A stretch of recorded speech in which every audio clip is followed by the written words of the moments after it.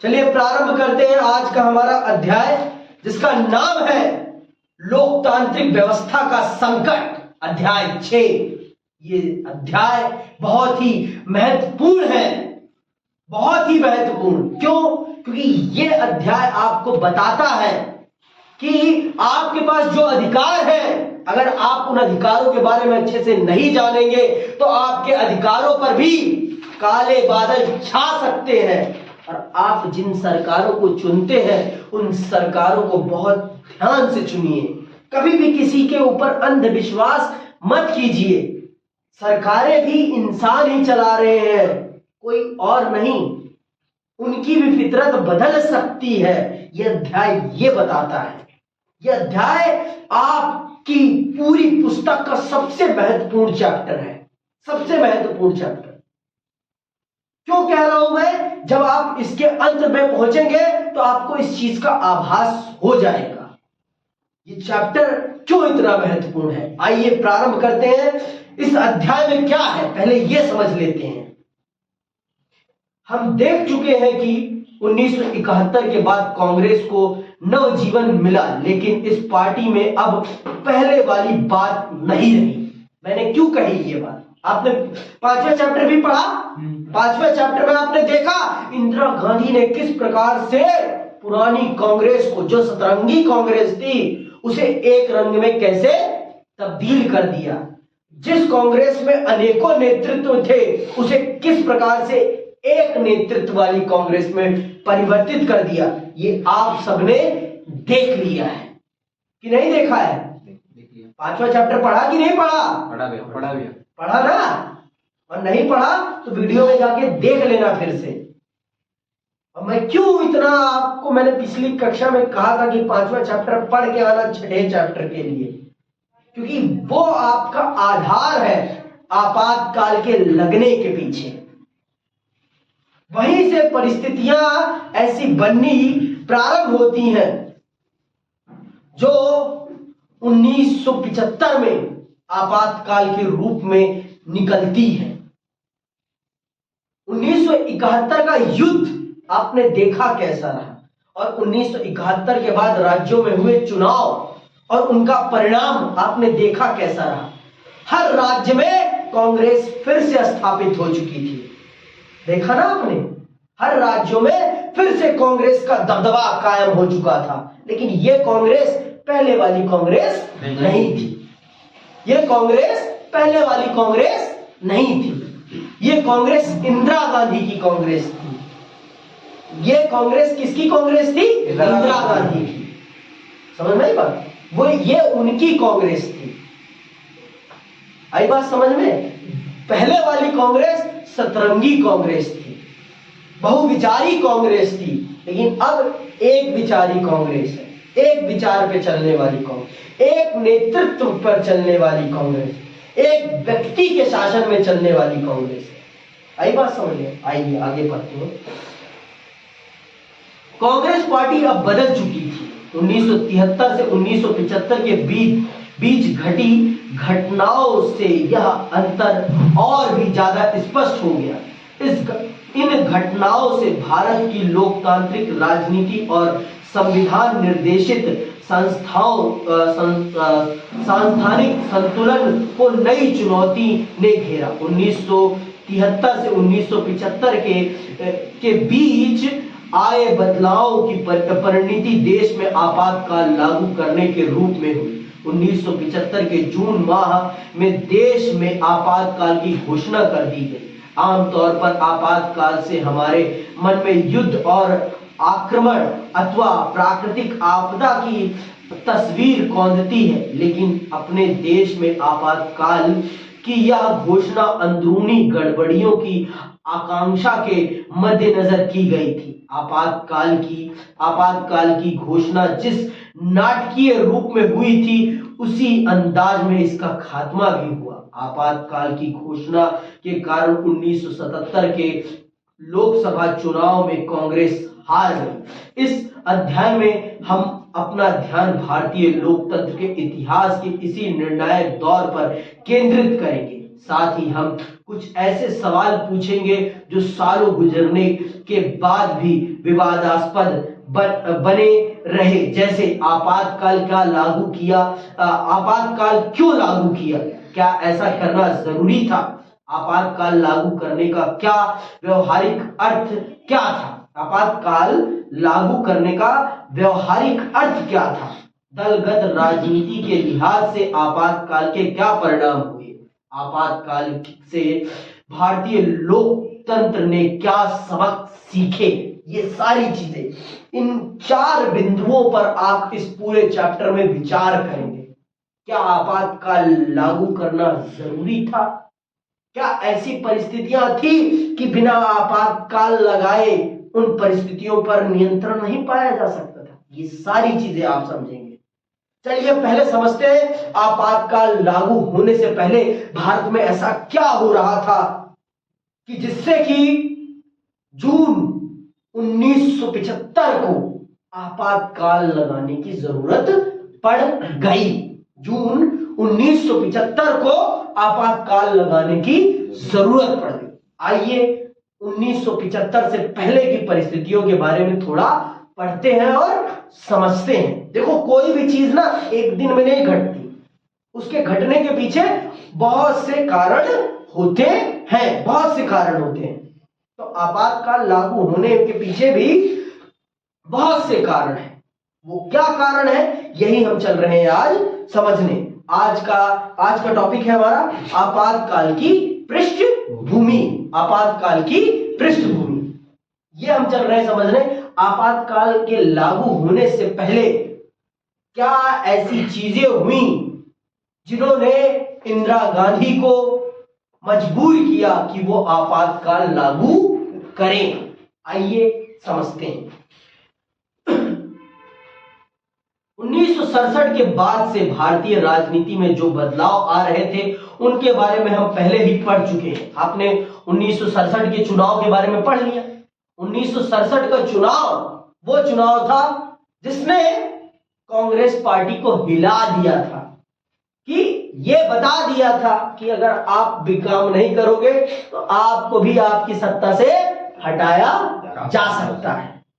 और उसी चुनाव के बाद से कांग्रेस पार्टी में अंदरूनी गड़बड़ियां भी पैदा हुई। ये सब आप जान चुके हैं, और नहीं याद है तो जाइए पुनः देखिए 5वें चैप्टर की वीडियोस और समझिए उन चीजों को, क्योंकि 5वां चैप्टर जो आपके अध्याय से, आपके सिलेबस से हटाया गया है ना, आपके साथ बहुत गलत किया गया है।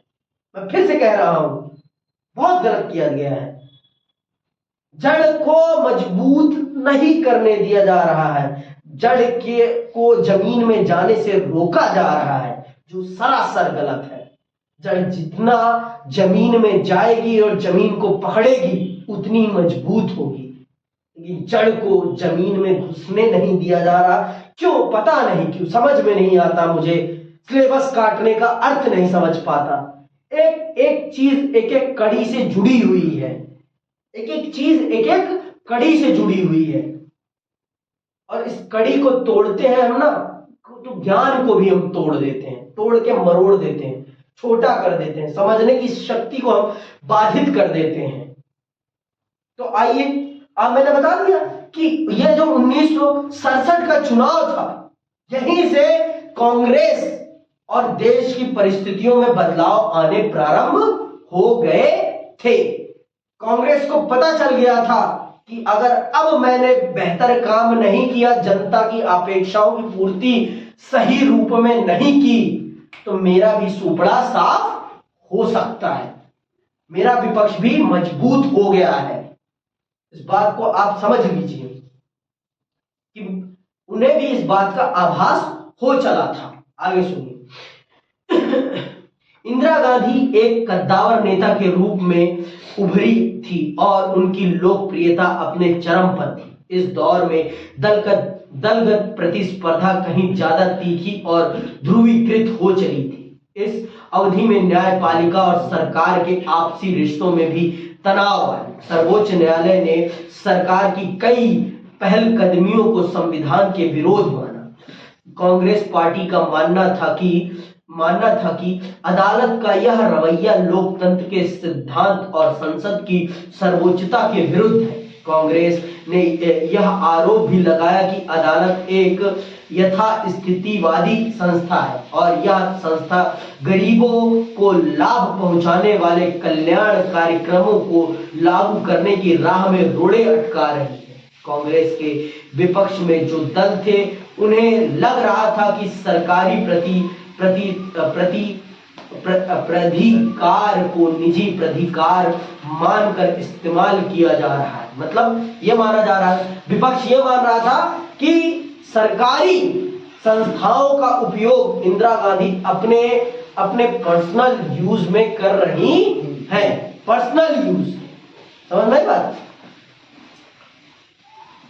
कांग्रेस की टूट से इंदिरा गांधी और उनके विरोधियों के बीच मतभेद गहरे हो गए।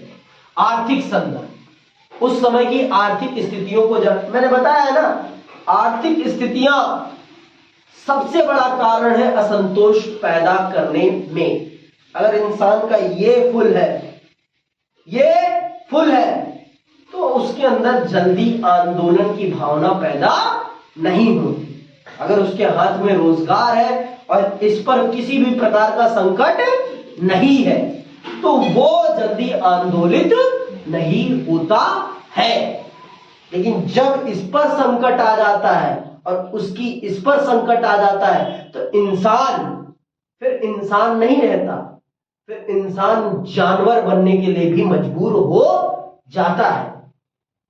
इंसान जानवर बनने के लिए भी मजबूर हो जाता है। क्यों? क्योंकि उसका हक है। और मैंने आपको बनाया किस लिए? मैंने बनाया ही आपको इसलिए कि मुझे आप मेरे इन हकों को उपलब्ध करा सकें। मैंने आपको बनाया क्यों है भाई? सरकार का निर्माण क्यों किया मैंने? सरकार का निर्माण इसीलिए तो किया है कि मेरे पेट को अन्न उपलब्ध कराने के लिए मुझे रोजगार आप उपलब्ध कराएं। मैं आपसे खाना नहीं मांग रहा, मैं आपसे रोजगार मांग रहा हूं और रोजगार मांगना मेरा अधिकार है और आपकी ये जिम्मेदारी है कि आप मुझे रोजगार उपलब्ध कराएं। समझ में आई बात? तो उस समय की आर्थिक स्थितियों को पहले समझते हैं कि उस समय की आर्थिक स्थितियां कैसे थी। आर्थिक स्थितियों ने किस प्रकार से जनता के मन में असंतोष को पैदा किया, ये सबसे पहले हम समझते हैं। आइए सुनते हैं। 1971 के चुनाव में कांग्रेस ने गरीबी हटाओ का नारा दिया था। आप सब जानते हैं इंदिरा गांधी अगर अपनी पुरानी पार्टी से जीत पाई तो किस नारे पे जीत पाई? इसी नारे पे जीत पाई ना, गरीबी हटाओ के नारे पे। उन्होंने गरीबी हटाओ का नारा दिया था और इसी विचार पर तो जीत पाई थी ना। लेकिन यही मुद्दा तो लेकर चली थी ना कि मैं इंदिरा हटाने नहीं, वो इंदिरा हटाने की बात कर रही है और मैं गरीबी हटाने की बात कर रही हूं। अब आप सोचें, आप चुने कि आप गरीबी हटाने वालों को चुनते हैं कि इंदिरा हटाने वालों को चुनते हैं, ये आपकी इच्छा। तो जनता ने आपको ही चुना ना कि इसको गरीबी हटाओ वालों को। लेकिन जब जनता की अपेक्षाओं की पूर्ति नहीं होगी तो फिर क्या होगा? जब आपने कहा कि मैं गरीबी हटाऊंगी, मुझे लाओ सत्ता में, पर वो गरीबी हटती हुई जब नहीं दिखती तो फिर क्या होता है? फिर वो होता है जो किसी ने नहीं देखा, किसी ने नहीं सोचा, आंदोलन होता है। और ऐसा आंदोलन होता है कि सरकारों को भी हिला देता है। वो किसान आंदोलन को नहीं देखा आप लोगों ने? सरकार मजबूर हो गई ना घुटने टेकने के लिए, वापस लिए ना कानून। क्यों? क्योंकि सरकार को भी पता है कि अगर मैंने इन पर अत्याचार किया तो मेरी कुर्सी 5 साल की है, 5 साल बाद यही जनता मुझे ऐसे फुटबॉल की तरह किक मार के बाहर कर देगी और मैं कुछ नहीं कर पाऊंगा। तो इनकी अपेक्षाओं को, इनकी इच्छाओं को ध्यान में रखना बहुत जरूरी है। आगे सुनो। बहरहाल 1971-72 के बाद के सालों में भी देश की सामाजिक आर्थिक दशा में खास सुधार नहीं हुआ। बांग्लादेश के संकट से भारत की अर्थव्यवस्था पर भारी बोझ पड़ा था। सबको पता है बांग्लादेश के निर्माण के बाद भी भारत को बहुत बड़े बहुत अधिक शरणार्थियों का बोझ उठाना पड़ रहा था। शरणार्थी जब आपके देश में आए तो वो भी आपके ऊपर आर्थिक दबाव बनाते हैं, वो भी आपके आर्थिक खर्च को बढ़ा देते हैं, वो भी आपके आर्थिक खर्च को बढ़ा देते हैं, इसमें कोई दो राय नहीं। लेकिन आपको आपकी जनता की अपेक्षाओं की तो पूर्ति करनी है। आपको कुछ ऐसे तो काम करने हैं जिससे कि आपकी जनता की अपेक्षाएं पूरी होती हुई दिखाई पड़े। समझ में बात? आपकी जनता ने अपनी इच्छाओं की पूर्ति के लिए आपको बनाया है ना, और अगर आप अपनी जनता की इच्छाओं की पूर्ति नहीं करेंगे तो फिर क्या होगा? फिर जनता जो कर सकेगी वो करेगी। आगे सुनो। लगभग 80 लाख लोग पूर्वी पाकिस्तान की सीमा पार करके भारत आ गए थे। इसके बाद पाकिस्तान से युद्ध भी करना पड़ा। युद्ध के बाद अमेरिका ने भारत को हर तरह की सहायता देना बंद कर दिया। इसी अवधि में अंतरराष्ट्रीय बाजार में तेल की कीमतों में कई गुना बढ़ोतरी हुई। ये सारी चीजें अंडरलाइन कर लो। ये सारी चीजें आपातकाल की ओर, आपातकाल के लिए परिस्थितियों का निर्माण संकेत कर रही है। पहली बात, पाकिस्तान के साथ युद्ध, पाकिस्तान के साथ युद्ध। और मैंने आपको बता ही रखा, युद्ध पे जब युद्ध आप लड़ते हैं तो आपकी 10 साल की जमा पूंजी जो विकास पे लगने वाली होती है वो युद्ध में लग जाती है। चाहे वो 1 दिन का युद्ध हो, चाहे वो 10 दिन का युद्ध हो, चाहे वो 50 दिन का युद्ध हो, चाहे वो 1 साल का युद्ध हो, उससे कोई फर्क नहीं पड़ता। आपकी 10 साल की जमा पूंजी आप अपने युद्ध पर लगा देते हैं। युद्ध हुआ, अमेरिका से जो सहायता मिल रही थी वो सहायता भी बंद हो गई और अंतरराष्ट्रीय बाजार में कच्चे तेल की कीमतें बढ़ गई है। और आप सबको पता है जिस प्रकार से इंसान के लिए खाना जरूरी है उसी प्रकार से मशीनों के लिए तेल जरूरी है। और देश का विकास किस पर निर्भर है? मशीनों पर निर्भर है। मशीनों पर निर्भर है। तेल महंगा होता तो अपने आप सारी चीजें महंगी होने लगती, अपने आप सारी चीजें महंगी होती हुई दिखाई पड़ती है और लोगों की आमदनी बढ़ नहीं रही है। तो फिर लोग क्या करेंगे? लोग फिर आंदोलन करेंगे, लोग फिर सरकार का विरोध करेंगे। सरकार चाहे कितनी भी बड़ी बहुमत से क्यों ना आई हो, उसका विरोध होगा ही होगा, उसका विरोध होगा ही होगा। क्यों बाल मुकुंद, मैं सही कह रहा हूं कि गलत कह रहा हूं? अगर मैं आपके पेट की आग को नहीं बुझाऊंगा या आपके घर में ही आपको खाना नहीं मिलेगा तो आप अपने घर वालों के विरुद्ध हो जाओगे कि नहीं हो जाओगे? हो जाएंगे, मजबूर हो जाओगे होने के लिए। कितना भी क्यों ना प्यार करते हो, लेकिन ये पेट जब नहीं भरता ना तो आपके अंदर वो आंदोलन पैदा कर ही देता है। ये सत्य है, यही सत्य है, परम सत्य है। ये खुश तो सब खुश, ये नहीं खुश तो कोई नहीं खुश। इंसान कमाता किसके लिए? कमाने के लिए, पापी पेट के लिए, पापी पेट के लिए। और ये पापी पेट नहीं भरेगा तो इंसान चलेगा कैसे? ये नहीं भरेगा तो ये भी नहीं चलेगा, कुछ सोच ही नहीं पाएगा, ये बौखला जाएगा। साला बौखला जाएगा तो फिर क्या होगा?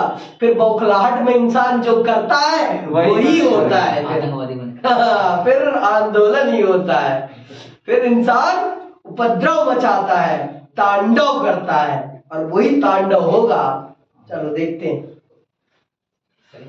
युद्ध के बाद अमेरिका ने भारत को हर तरह की सहायता देना बंद कर दिया। इसी अवधि में अंतरराष्ट्रीय बाजार में तेल की कीमतों में कई गुना बढ़ोतरी हुई। इससे विभिन्न चीजों की कीमतों में भी कीमतें भी तेजी से बढ़ी। 1973 में चीजों की कीमतों में 23% और 1974 में 30% का इजाफा हुआ। इस तरह तीव्र मूल्य वृद्धि से लोगों को भारी कठिनाई हुई। एक साल में 23% महंगाई बढ़ी और एक साल में 30%। 30%। कमाई नहीं बढ़ रही और महंगाई दिनों दिन बढ़ रही है, तो क्या होगा? लोगों का सब्र का बांध टूटेगा कि नहीं टूटेगा? आगे सुनो फिर। बिल्कुल। औद्योगिक विकास की दर बहुत कम थी, मतलब हमारे देश में उद्योग के नाम पर औद्योगिक विकास हमारी कमाई ना के बराबर थी। हमारी कमाई बहुत कम बढ़ रही थी और खर्चा दबा के बढ़ रहा था। कहते हैं ना, आमदनी अठन्नी वही वाला हाल हो रहा था हमारा। आमदनी अठन्नी हो रही थी और खर्चा रुपया हो रहा था। आगे सुनो। औद्योगिक विकास की दर बहुत कम थी और बेरोजगारी बहुत बढ़ गई थी। ग्रामीण इलाकों में बेरोजगारी बेहिताशा बढ़ी थी। खर्चे को कम करने के लिए सरकार ने अपने कर्मचारियों के वेतन को रोक लिया। इससे सरकारी कर्मचारियों में बहुत असंतोष पनपा। 1972-73 के वर्ष में मानसून असफल रहा। लो, भगवान ने भी संकट बोल दिया। भगवान ने भी कहा कि अब आटा और मैं गीला कर ही देता हूं। इतनी और समस्याएं थी, उसमें भगवान ने भी कहा मैं भी नाराज होता हूं, मैं भी चलता हूं, मैं भी नहीं आऊंगा। एक साल उन्होंने भी कहा मैं पानी ही नहीं बरसाऊंगा। अब आप सब जानते हो हमारे देश में सिंचाई की कितनी बेहतर सरकार ने व्यवस्था कर रखी है। हम आज भी भगवान इंद्र पर ही निर्भर है। उन्होंने अच्छी बरखा बरसाई तो हमारी फसलें हरी भरी होंगी, लहराएंगी। गाँव में मेढक मंडली। हाँ, मेढक मंडली से याद आ गई, ठीक है। और ज्यादा बरसा दिए तब भी दिक्कत। सब कुछ इंद्र भरोसे। तो इंद्र ने एक साथ 72 और 73 में अपने दर्शन ही नहीं दिए। हाँ भाई साहब, यही तो बता रहा हूँ। नहीं आ गई होगी, वही तो अकाल पड़ गया ना भाई। एक साल तो खेती में कुछ पैदा ही नहीं हुआ। लोगों का आक्रोश बढ़ गया होगा फिर तो बढ़ेगा ही ना। और खाने की चीजों की कीमत और दुगनी हो गई। ये समझो, यही सारी चीजें हैं जो बताती हैं कि कैसे क्या होता है। कुछ भी चीज एक दिन में नहीं होती। कुछ भी एक दिन में नहीं होता। उसके पीछे बहुत सारी चीजों का योगदान होता है। आज की जितनी तकनीक भी नहीं थी उस समय, आज की जितनी तकनीक भी नहीं थी। आज तो लोगों को पता भी था, फिर भी हमारे देश में इतने बड़े स्तर पर बीमारी आगे फैल के चली गई और हम कुछ भी नहीं कर पाए, है ना। तो हमें तो पता चल गया था कि हाँ, चीन में किसी भी प्रकार की बीमारी आई हुई है, फिर भी हम सचेत नहीं हो पाए। समय रहते हम सचेत नहीं हो पाए।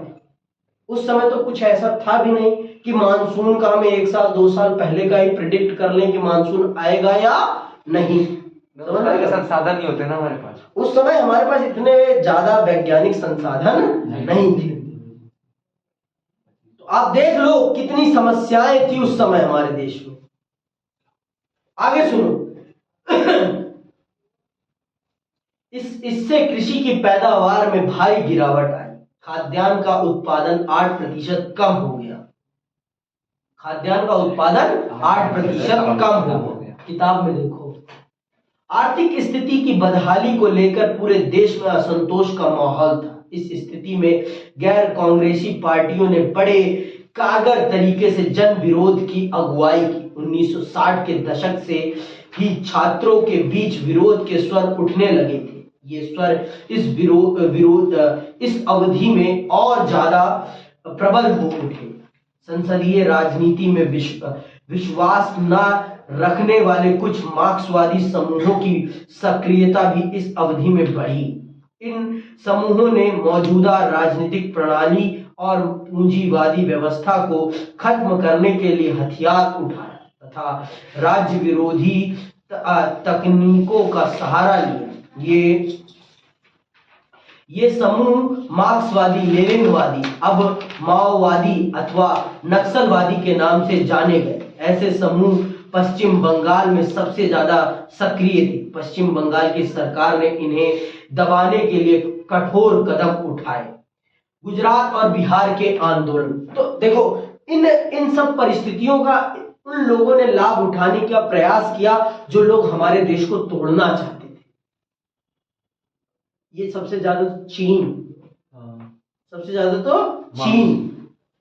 चीन के लोग भी हमारे देश में सक्रिय थे और वो हमारे देश को तोड़कर अपने में शामिल करने के लिए ऐसे लोगों को उन्होंने भेज दिया था कि जाओ, यही मौका है इस देश को तोड़ने का।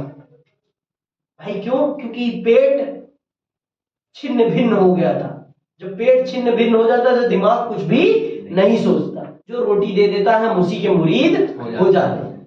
जो हमें रोटी दे देता है हम उसी के मुरीद हो जाते हैं। वो ये पाकिस्तान भी इस तरह से आतंकवादी पालता है। सभी पालते हैं। किसने? आतंकवादियों का तो वो बाप है, पालता नहीं। वो बाप है, वही पैदा करता है। पालने की बात छोड़ो, पालता नहीं, पैदा करता है वो। अमेरिका पैदा करवाता है उससे। समझ में आई बात? अमेरिका की ना नाजायज मेहरारू है वो। समझ में आई बात?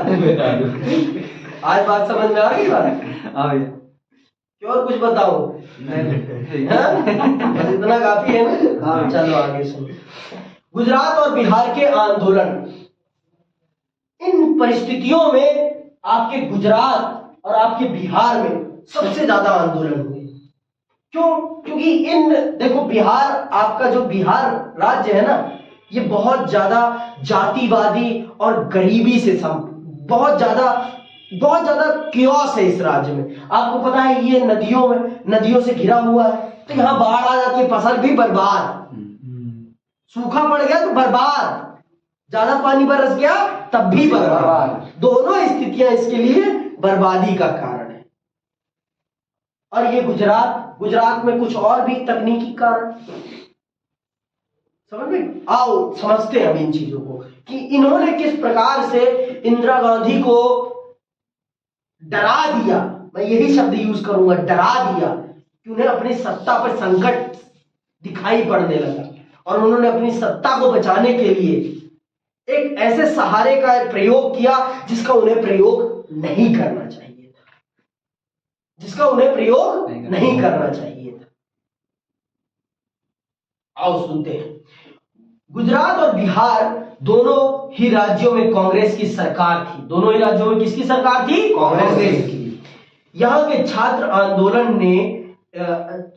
आंदोलन ने इन दोनों प्रदेशों की राजनीति पर गहरा असर तो डाला ही, राष्ट्रीय स्तर की राजनीति पर भी इसके दूरगामी प्रभाव हुए। 1974 के जनवरी माह में गुजरात के छात्रों ने खाद्यान्न, खाद्य तेल तथा अन्य आवश्यक वस्तुओं की बढ़ती हुई कीमत तथा उच्च पदों पर जारी भ्रष्टाचार के खिलाफ आंदोलन छेड़ दिया। देखो भाई, अब आप सबको पता है जो हॉस्टल में बच्चे रहते हैं उनको कितना सीमित पैसा मिलता है, और दिन पे दिन अगर चीजें बढ़ेंगी तो फिर क्या करेंगे? वो मजबूर होंगे, सड़क पर उतरेंगे। गुजरात में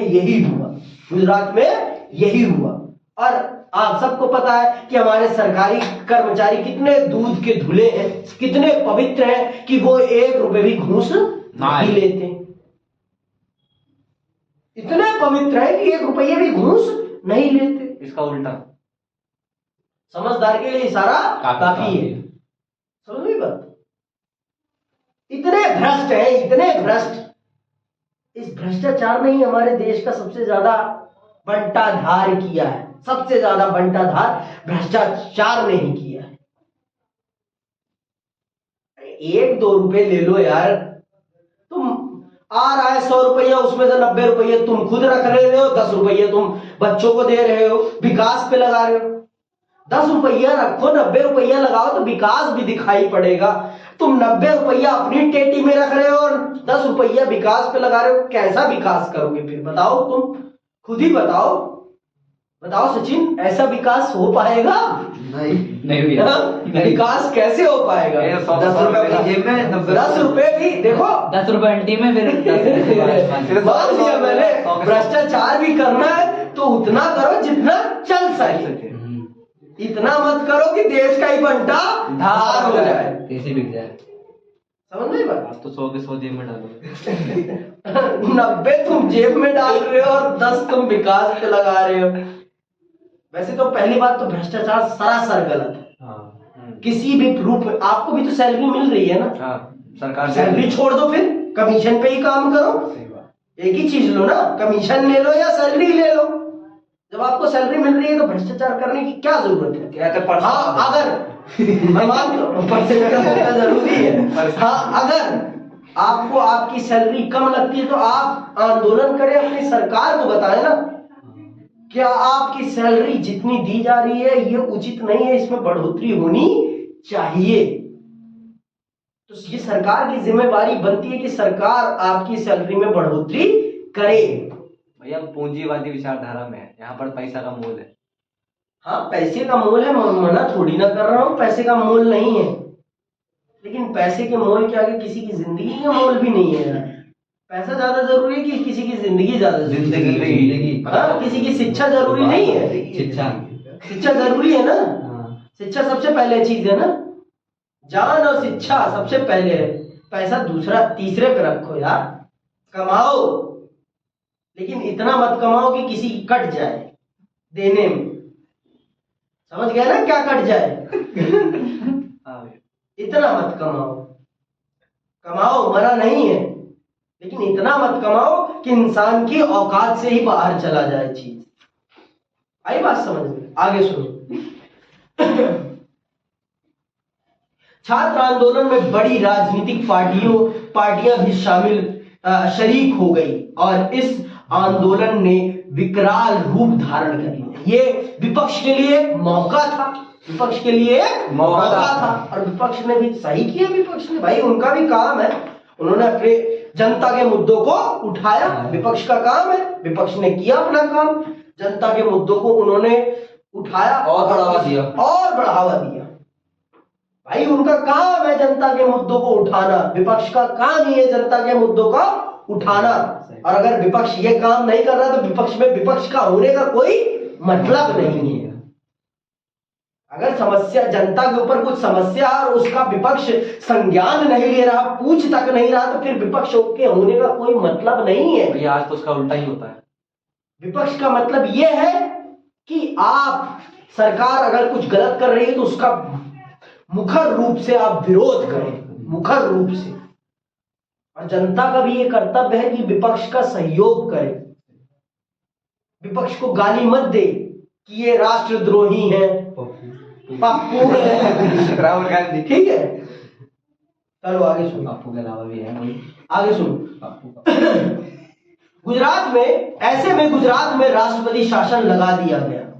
विपक्षी दलों ने राज्य की विधानसभा के लिए दोबारा चुनाव कराने की मांग की। कांग्रेस ओ के प्रमुख नेता मोरारजी देसाई ने कहा कि अगर राज्य में नए सिरे से चुनाव नहीं करवाए गए तो मैं अनिश्चितकालीन भूख हड़ताल पर बैठ जाऊंगा। मोरारजी अपने कांग्रेस के दिनों में इंदिरा गांधी के प्रमुख विरोधी रहे थे। विपक्षी दलों द्वारा समर्थित छात्र आंदोलन के गहरे दबाव में 1975 के जून में विधानसभा के चुनाव हुए। कांग्रेस इस चुनाव में हार गई। कौन सी कांग्रेस? इंदिरा गांधी कांग्रेस हार गई ये चुनाव। 1974 के मार्च, अब बिहार पर आते हैं, 1974 के मार्च माह में बढ़ती हुई कीमतों, खाद्यान्न के अभाव, बेरोजगारी और भ्रष्टाचार के खिलाफ बिहार में छात्रों ने आंदोलन छेड़ दिया। आंदोलन के क्रम में उन्होंने जयप्रकाश नारायण, उस समय के सबसे बड़े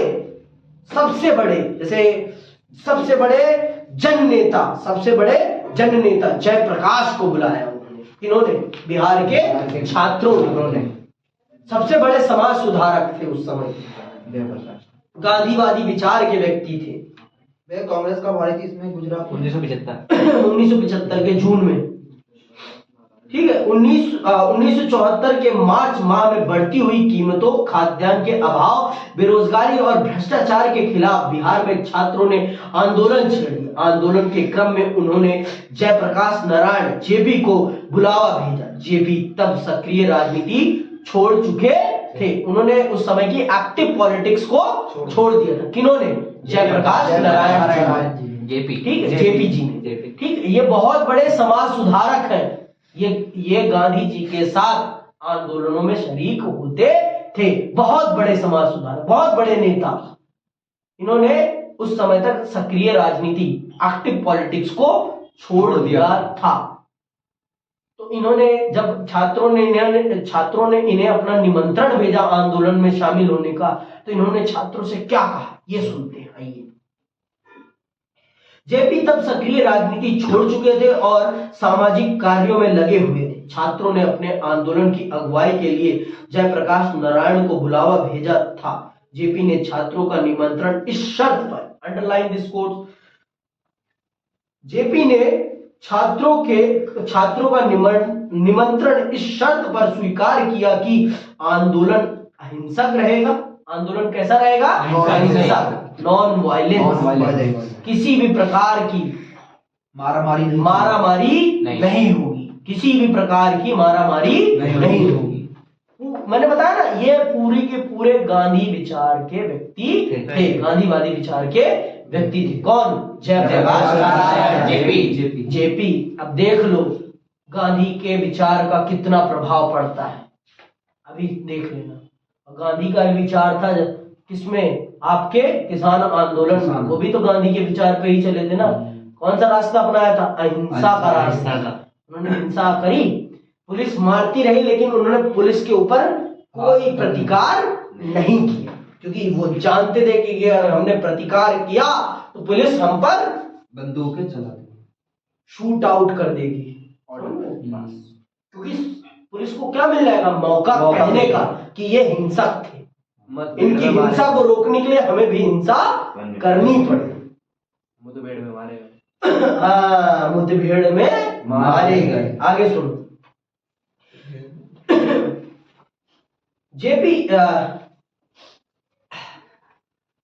जेपी ने छात्रों का निमंत्रण इस शर्त पर स्वीकार किया कि आंदोलन अहिंसक रहेगा और अपने को सिर्फ बिहार तक सीमित नहीं रखेगा। उन्होंने कहा कि यह आंदोलन सिर्फ बिहार तक सीमित नहीं, राज्य में ये देश की समस्या है, उसे एक राष्ट्रीय आंदोलन के रूप में हम लेकर चलेंगे। किसने कहा? जयप्रकाश नारायण ने। उन्होंने निमंत्रण 2 शर्तों पर स्वीकार किया। पहली शर्त, ये अहिंसक रहेगा और सिर्फ ये बिहार तक सीमित नहीं होगा। ये पूरे भारत की समस्या है और इस आंदोलन को हम पूरे भारत में चलाएंगे, पूरे भारत में राष्ट्रीय स्तर का आंदोलन हम इसे बनाएंगे। आगे सुनो। इस प्रकार छात्र आंदोलन ने एक राजनीतिक चरित्र ग्रहण किया और उसके भीतर राष्ट्रव्यापी अपील आई।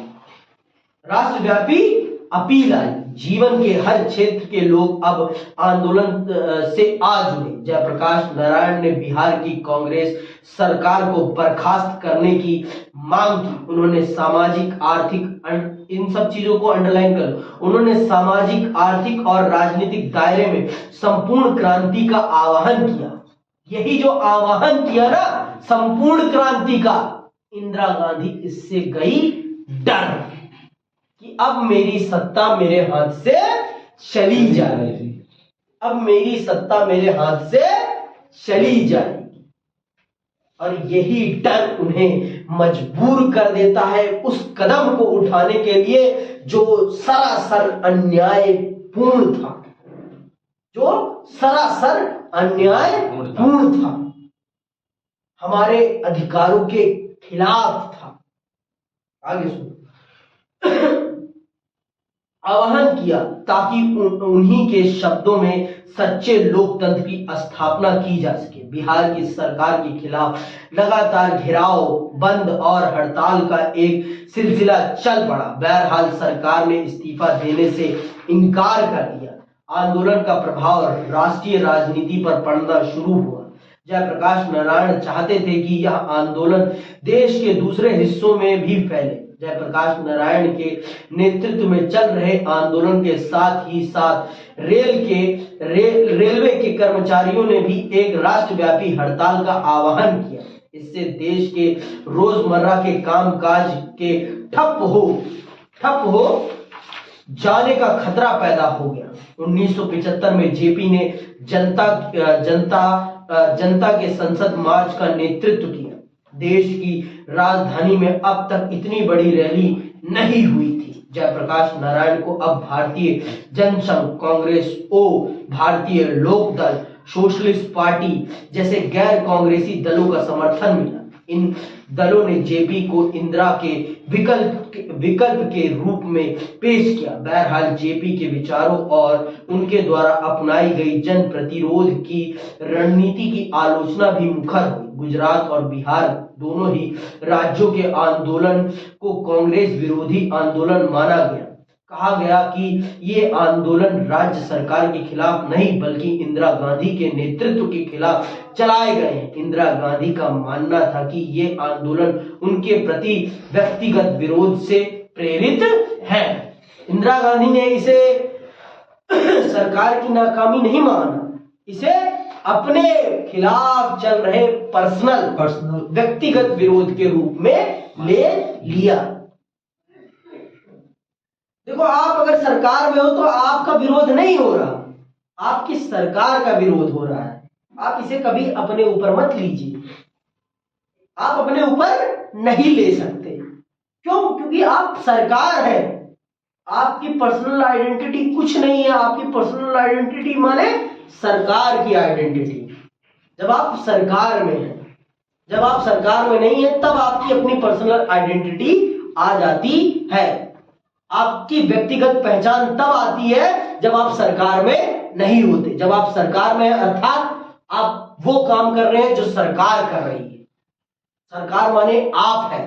आपका एक सही कदम और एक गलत कदम देश के भविष्य को डगमगा सकता है। समझ में बात? आपका एक कदम, एक सिग्नेचर देश के भविष्य में परिवर्तन ला सकता है। तो आप उसे अपने पर्सनल पे मत लीजिए। आप सरकार हैं, मतलब आपसे गलतियां हो रही हैं तो लोग आपका विरोध नहीं कर रहे, आपकी सरकार का विरोध कर रहे हैं। लेकिन इंदिरा गांधी ने इसे पर्सनल ले लिया। सरकार में होते हैं तो पर्सनल आइडेंटिटी कुछ नहीं होती, अपनी सरकार की आइडेंटिटी होती है। अगर हम अभी नरेंद्र मोदी का विरोध करेंगे अर्थात हम उनकी सरकार का विरोध कर रहे हैं, ना कि हम नरेंद्र मोदी के ऊपर विरोध कर रहे हैं। समझ में आई बात? हम सरकार का विरोध कर रहे हैं, ना कि हम नरेंद्र मोदी जी का विरोध कर रहे हैं। वो जब तक सत्ता में है तभी तक तो इस देश की कुछ है ना। उसके बाद तो उनकी अपनी पर्सनल लाइफ हो जाएगी ना। मनमोहन सिंह जब तक थे तब तक थे ना, अब उनका कोई विरोध कर रहा है? नहीं। क्यों? क्योंकि अब वो सरकार में नहीं है। सरकार में नहीं होने के बाद आपकी अपनी पर्सनल लाइफ आ जाती है। जब तक आप सरकार में तब तक आपका अपना कुछ नहीं है, आप संपूर्ण रूप से सरकार के हैं। ये बात आप जान लीजिए। लेकिन इंदिरा गांधी ने ये गलत समझा, उसका गलत मतलब लिया। वो व्यक्तिगत विरोध नहीं था, आपकी सरकार की नीतियों का विरोध था। आप जिन नीतियों पर देश को चला रही थी उससे देश की परिस्थितियों में कोई सुधार नहीं हो रहा था, इस कारण विरोध हो रहा था। अगर आपकी नीतियां सही थी और उचित थी और देश सही रास्ते पे चल रहा था तो फिर जनता क्यों विरोध करती? अगर उनकी जरूरतें पूरी हो रही होती तो वो विरोध पर क्यों उतरती? आप स्वयं सोचो ना। मैं मानता हूं अंतरराष्ट्रीय परिस्थितियां, मानसून, ये सब आपके खिलाफ थी, लेकिन आपको भी कुछ ऐसी चीजें करनी चाहिए थी जिससे जनता में संतोष की भावना पैदा हो। संतोष की भावना पैदा करने के लिए आपको उनके साथ बैठना चाहिए, आपको उनसे बात करना चाहिए। उनसे दूर भागेंगे तो उनके मन में तो असंतोष पैदा होगा ही होगा। असंतोष को दूर करने का सबसे बड़ा तरीका है बातचीत। बातचीत से बढ़िया कोई तरीका नहीं है जो दो व्यक्तियों के मन के असंतोष को खत्म कर दे। दुश्मनी का सबसे बड़ा कारण ही यही होता है कि वो दो लोग बात नहीं करते, और उन दोनों लोगों के बात ना करने से ही उनके बीच में दूरियां पैदा होती हैं और दुश्मनी पैदा होती है। अगर दुश्मनी दूर करनी है तो आपस में बात करो, और बात करके ही आप दुश्मनी को खत्म कर सकते हो। ये बात आप जान लो। तो जनता जो इंदिरा गांधी से दूर जा रही थी, तो क्यों जा रही थी?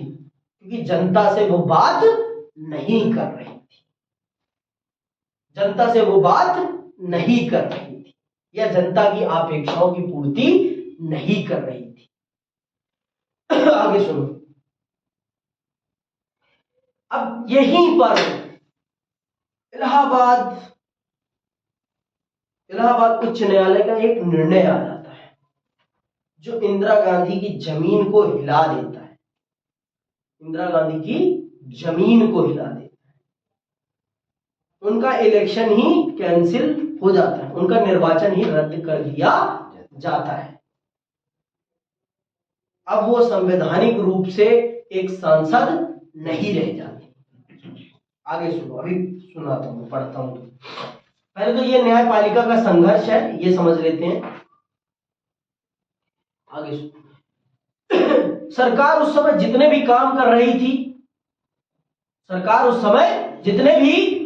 रही थी, न्यायपालिका के साथ उसका कॉन्फ्लिक्ट हो रहा था। क्यों?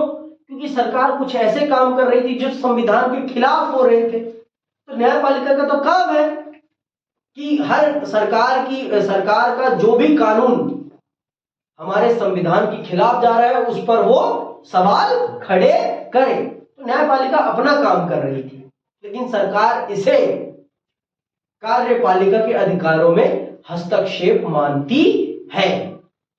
भाई आपने ही तो संविधान बनाया है और आपने ही वो अधिकार दिए हैं, तो अब आप उन्हीं अधिकारों के खिलाफ अगर कानून बनाएंगे तो मेरा तो कर्तव्य है ना कि मैं आपको उन अधिकारों को बनाने से रोकूं, कानूनों को बनाने से रोकूं। मेरा तो कर्तव्य है। जब आपने मुझे ये कर्तव्य दिया है कि मैं संविधान के अंतर्गत अगर कुछ उसके खिलाफ होता है तो मैं उस चीज को पर प्रश्न चिन्ह खड़ा करूंगा। तो जब आप संविधान के खिलाफ कोई कानून बना रहे हैं तो मेरा तो कर्तव्य बनता है ना कि मैं उस पर सवाल खड़ा करूं और मैं उसको रोकूं। तो न्यायपालिका वही कर रही थी, लेकिन इंदिरा गांधी ने इसे क्या माना? इंदिरा गांधी ने इसे ये माना कि आपकी जुडिशरी, आपकी न्यायपालिका सरकार के कामों में दखलंदाजी कर रही है, सरकार के जन कल्याण के कामों में दखलंदाजी कर रही है। आगे सुनिए ध्यान से। न्यायपालिका के साथ इस दौर में सरकार और शासक दल के गहरे मतभेद पैदा हुए। क्या आपको संसद और न्यायपालिका के बीच चले लंबे संघर्ष की चर्चा याद है? इसके बारे में आपने पिछले साल पढ़ा था। इस क्रम में 3 संवैधानिक मसले उठे थे। क्या संसद मौलिक अधिकारों में कटौती कर सकती है? क्या संसद मौलिक अधिकारों में कटौती कर सकती है? ये पहला प्रश्न था। सर्वोच्च न्यायालय का जवाब था कि संसद ऐसा नहीं कर सकती। सर्वोच्च न्यायालय ने क्या निर्णय दिया था कि संसद ऐसा नहीं कर सकती। दूसरा यह कि क्या संसद संविधान में संशोधन करके संपत्ति के अधिकार में काट छाट कर सकती है? इस मसले पर भी सर्वोच्च न्यायालय का यही कहना था कि सरकार संविधान में इस तरह संशोधन नहीं कर सकती कि अधिकारों की कटौती हो जाए। तीसरे संसद ने यह कहते हुए संविधान में संशोधन किया कि वह नीति निर्देशक सिद्धांत को प्रभावकारी बनाने के लिए मौलिक अधिकारों में कमी कर सकती है, लेकिन सर्वोच्च न्यायालय ने इस प्रावधान को भी निरस्त कर दिया। मतलब संसद ने या न्यायपालिका ने संसद की सारी दलीलों को निरस्त कर दिया, सारे कानूनों को निरस्त कर दिया। क्यों निरस्त कर दिया? क्योंकि ये संविधान के खिलाफ जा रहे थे, संविधान के खिलाफ जा रहे थे। लेकिन सरकार जो उस समय वो कानून बना रही थी ना, वो जन भलाई का ही था। लेकिन आपने ही तो वो शक्तियां उसे दी हैं, आप उसे ऐसे नहीं छीन सकते। क्वेश्चन नंबर दूसरा और तीसरा क्या था, दोबारा बताओ। देखो दूसरा था आपका, दूसरा यह कि क्या संसद संविधान में संशोधन करके संपत्ति के अधिकार में काट छाट कर सकती है? पहले क्या था? पहले संपत्ति का अधिकार भी आपका क्या था? मौलिक अधिकार था, आपका मौलिक अधिकार था। समझ में आई बात? तो इस मौलिक अधिकार के अंतर्गत अगर ये मौलिक अधिकार रहता तो किसी से किसी भी प्रकार की उसकी संपत्ति नहीं छीनी जा सकती थी, तो आपका भूमि सुधार कभी लागू ही नहीं हो पाता।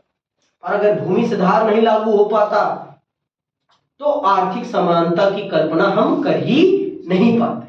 कुछ लोगों के पास इतनी संपत्ति होती कि चाहे वो उसका यूज करें या ना करें, लेकिन जो यूज करने वाले हैं उनको कभी मिल ही नहीं पाती।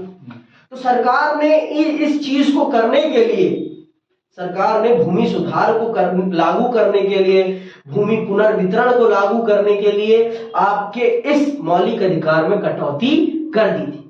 और आपकी न्यायपालिका ने इसे सीधे तौर पर संविधान का उल्लंघन माना था, जो कि है भाई। देखें तो अगर प्रक्रिया के अंतर्गत देखें तो है ना, लेकिन सरकार की नीयत ठीक थी भाई, सरकार की तो नीयत जन कल्याण की थी ना, पर संवैधानिक रूप से तो उचित नहीं था। आगे तीसरा सुन लो। संसद ने यह कहते हुए संविधान में संशोधन किया कि वह नीति निर्देशक सिद्धांतों को प्रभावी बनाने के लिए मौलिक अधिकारों में कमी कर सकती है। आप सब जानते हैं मौलिक अधिकारों का प्रयोग, नीति निर्देशक सिद्धांतों का प्रयोग कब हो सकता है? नीति निर्देशक सिद्धांत वो सरकार के वो अधिकार हैं जो सरकार किसी भी जन कल्याण के काम को लागू करने के लिए या आगे बढ़ाने के लिए मौलिक अधिकारों में भी थोड़ी बहुत सीमाएं लगा सकती। अब पहले नहीं था ऐसा, समझ बात, पहले नहीं था। 1978 के संविधान संशोधन के बाद ये सारी चीजें हुई, ठीक है, उससे पहले नहीं था। आगे सुनो। लेकिन सर्वोच्च न्यायालय ने इस प्रावधान को भी निरस्त कर दिया। इससे सरकार और न्यायपालिका के बीच संबंधों में तनाव आया। आपको याद होगा कि इस संकट की परिणति केशवानंद भारती के मशहूर मुकदमे के रूप में सामने आई। इस मामले में सर्वोच्च न्यायालय ने फैसला सुनाया कि संविधान का एक बुनियादी ढांचा है और संसद इन ढांचागत विशेषताओं में संशोधन नहीं कर सकती है। समझ में आई बात? आप सबने 11वीं क्लास में पढ़ा होगा केशवानंद भारती केस, अगर ये नहीं याद तो एक बार उसे पढ़ लेना।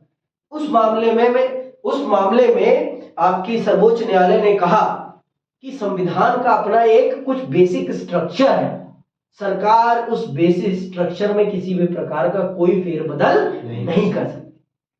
आप उस बेसिक स्ट्रक्चर को कभी भी चेंज नहीं कर सकते हैं किसी भी कीमत पर, क्यों ना आपके पास संशोधन करने का अधिकार क्यों ना हो। लेकिन आप जिन मापदंडों को लेकर हमारे संविधान का निर्माण हुआ है, जिन मूल उद्देश्यों की पूर्ति के लिए हमारे संविधान का निर्माण हुआ है, आप उनमें किसी भी प्रकार का फेरबदल नहीं कर सकते। आप पेड़ में काट छांट कर सकते हैं, लेकिन जड़ से आप नहीं उखाड़ सकते हैं। जो हमारे संविधान की जड़ पदार्थ हैं, आप उनमें परिवर्तन नहीं कर सकते। किसने कहा? सर्वोच्च न्यायालय ने। ठीक है, आगे सुनो। दो और बातों ने न्यायपालिका और कार्यपालिका के संबंधों में तनाव बढ़ाया। 1973 में केशवानंद भारती के मुकदमे में सर्वोच्च न्यायालय द्वारा फैसला सुनाने के तुरंत बाद भारत के मुख्य न्यायाधीश का पद खाली हुआ। सर्वोच्च न्यायालय के सबसे वरिष्ठ न्यायाधीश को भारत का मुख्य न्यायाधीश बनाने की परिपट्टी चली आ रही थी, लेकिन 1973 में सरकार ने 3, आप सबको पता है कि जो अगर अभी जो सर्वोच्च न्यायालय के न्यायाधीश है उनके बाद जो सबसे वरिष्ठ होगा उसे ही भारत का सर्वोच्च न्यायाधीश बनाया जा सकता है। चीफ जस्टिस ऑफ इंडिया उसे ही बनाया जाना चाहिए। लेकिन 1973 में क्या होता है? 73 में 3 लोगों की वरिष्ठता को नजरअंदाज कर दिया जाता है। 3 लोगों की वरिष्ठता को, मान लो जैसे धोनी है, धोनी अभी चीफ जस्टिस ऑफ इंडिया है, ठीक है, ये रिटायर हो गए, तो प्रवीण, यश और सचिन को मैं छोड़ के अभिषेक को भारत का न्यायाधीश बना देता हूं। ये तीनों आपसे क्या है? ये तीनों आपसे सीनियर है, वरिष्ठ है, लेकिन मैंने इनकी वरिष्ठता को नजरअंदाज करते हुए आपको भारत का न्यायाधीश बना दिया। इसने भी कार्यपालिका और न्यायपालिका के संबंधों में खटास पैदा की। आगे सुन।